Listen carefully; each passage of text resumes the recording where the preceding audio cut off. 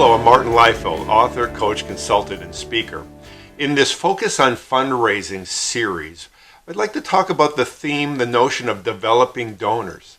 That we, whether staff or volunteers, if we're involved in the fundraising dimensions of our organization, we have a responsibility to develop donors. And what I mean by this is we're not just focusing on a transaction and a single gift. What we're thinking in terms of developing the donors as a lifetime donor to our organizations.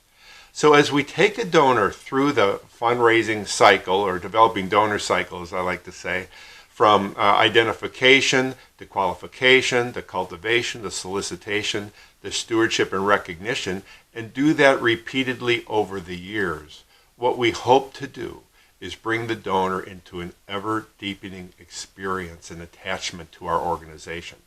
You know, there's a significant amount of study that's being done around the world in this subject, and Russell James, who's a professor at Texas Tech University, has written a great deal about giving and the impact of giving.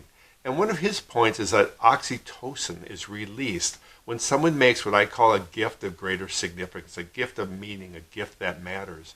And this is an enzyme that's a family bonding or social bonding enzyme. Very powerful. So when our donors make these gifts and repeatedly over the course of years, what happens is they get ever more deeply attached to our organization. Now, one of our responsibilities and opportunities is in developing a donor and bringing them into this powerful experience and this sense of responsibility to use their resources for the greater good, is that they become donors oftentimes to other organizations. We should not fear that. We should not be jealous of it. Hopefully we'll always be one of the primary organizations supported by a donor. But we want to encourage them to be as generous as possible, to have the greatest impact possible and in the world and in the lives of others.